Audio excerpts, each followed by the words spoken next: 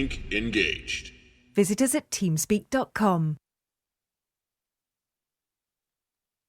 Ladies and gentlemen, welcome to Game 2 right here. I bring you ZeNEXYong. He is in the blue trunks to the northeast of the Xelnaga Caverns, and he is playing Protoss versus his opponent in the red trunks. It is TDAttero.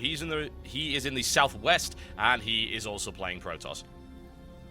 Yeah, they're both playing Protoss. They both have lasers available, and it should be a lot of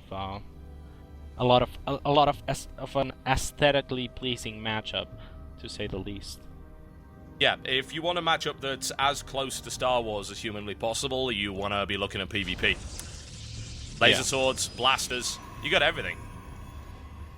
Or maybe a 2v2 like Protoss and Terran, and you would just like put the Colossus under the battlecruisers and hide them under the battlecruisers. So then it's like ships and lasers, like crazy. That's no moon. Now, the question is, can TDAttero adapt to ZeNEXYong's evil Korean trickery? That is a question indeed. TotalBiscuit. Yes. Oh my god, I'm bad at doing it again. That is the question indeed. TotalBiscuit. You're getting there, man. Keep at it. Get in there? Tell me about this 11 gate. Enunciate. Alright, we have TDAttero here in the red trunks against Young in the blue trunks, and with everything seems pretty normal right now. It's pretty hard because I already have an accent, you know? Yeah, it's like, yo dog, we heard you like accents, so we put an accent in your accent. So you can cast while you cast. It's pretty awesome. But yeah, this 11 gate once again, and this is Xelnaga Caverns, so that is gonna be scouted, and Young has to be aware of that, and TDAttero's gonna spot that timing. Of course, that's not gonna be a 12 gate. No way, he knows that that's an 11 gate once again. But will he fall for the same trick twice, or is this Young actually going for that really nasty early 4 gate? Right, that's what I was wondering. What if he doesn't fall for the trick, but then it wasn't a trick? So, Whoa, man. Whoa. That would be bad. You're blowing my mind. Bro. And yeah, we're pretty much seeing a mirror of last game thus far. So so TDAttero is saving more chrono boost than he was last time around. Yeah. And Young is also saving a lot of chrono boost. Yeah, so TDAttero didn't manage to block off the Cyber Core this time around, so we shall see what comes of it. Yep, absolutely. He did not block the Cyber Core indeed. Let's see. Young is chrono boosting the Cyber Core. TDAttero just started chrono boosting the Cyber Core. He's not gonna be behind too much. No, about 15 seconds. I feel like even with the probe working in his favor last game, he was a lot more behind as far as his his warp gate research goes. Definitely. Now Young dropped in 2 gates where TDAttero's dropping only 1, but yeah, we'll see if we get the follow-up. Well, we're about to find out, aren't we? No, that's a pylon. That said, he was very, very close to being blocked. He could still drop another gateway down. There Nothing it is. stopping him. Oh, yes.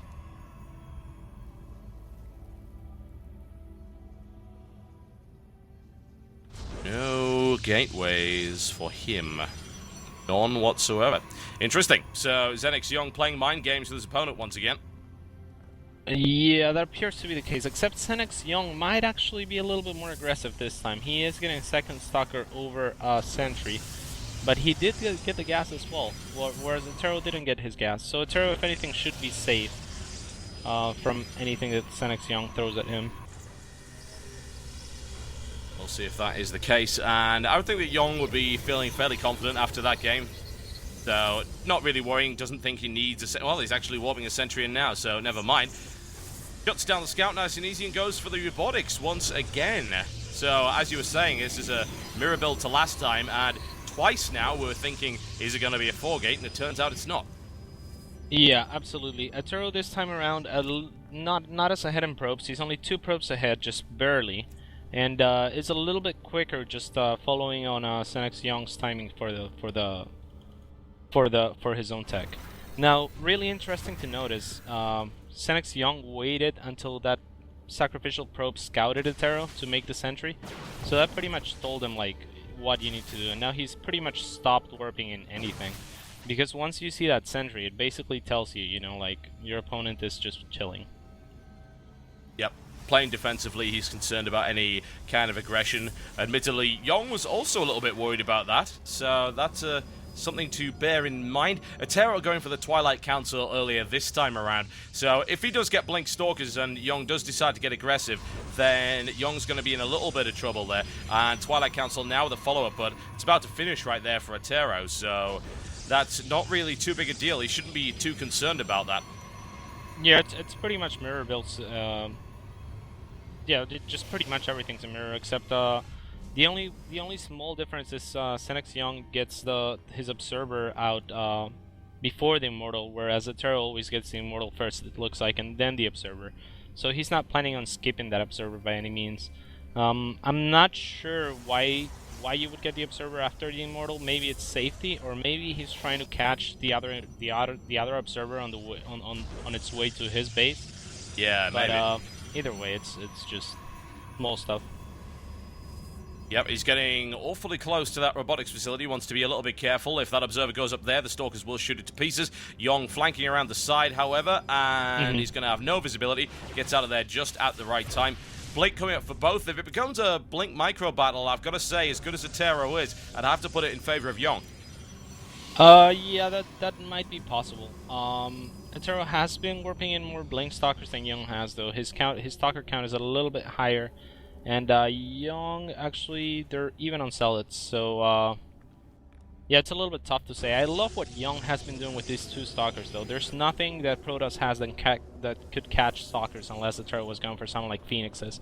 So he's just been keeping map control with two Stalkers. Hey, if 10 Stalkers show up, you can just, worst case scenario, run away. So he's been picking off probes and stuff like that with these. However, TeDAttero now has Blink, and Yong just got Blink, so... Yep, they both got it. Ow! Yes, there we go. In the Observer Wars, it's currently 1-0 to ZeNEXYong.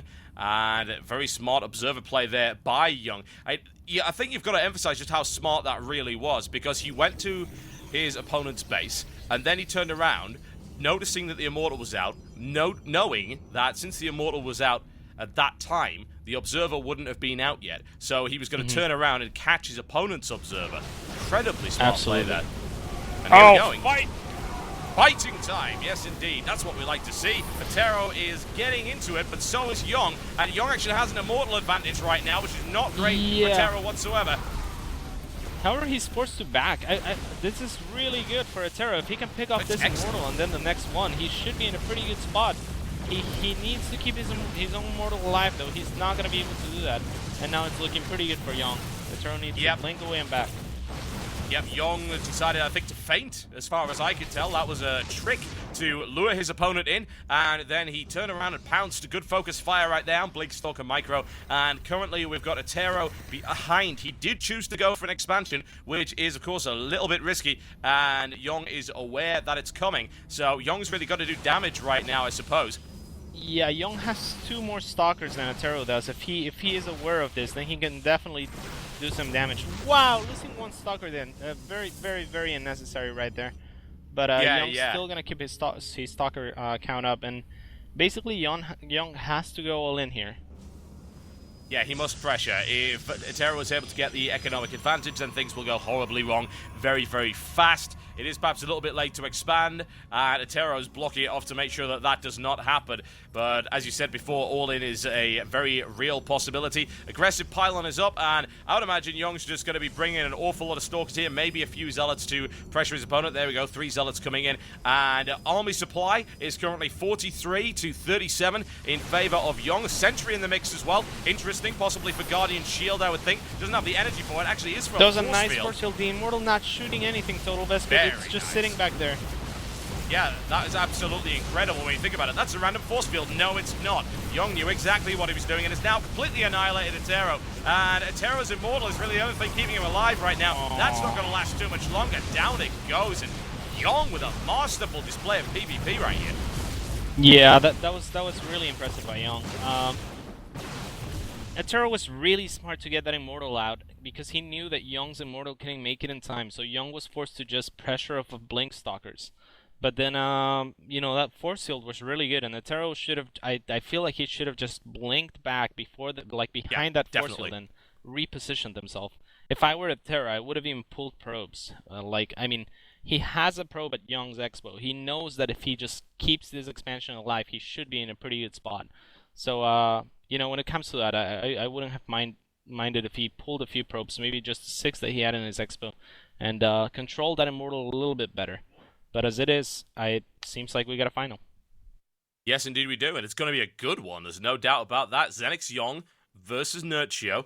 I'm looking forward to this one. This could be great. And I'm just flabbergasted. I'm in awe of that one force field because it's so easy to say, oh, well, that was a random force field. No, it was really well positioned. I don't think even TDAttero realized it quickly enough to realize what had just happened, that his Immortal wasn't actually firing. That requires a really ridiculous understanding of PvP right there by Young.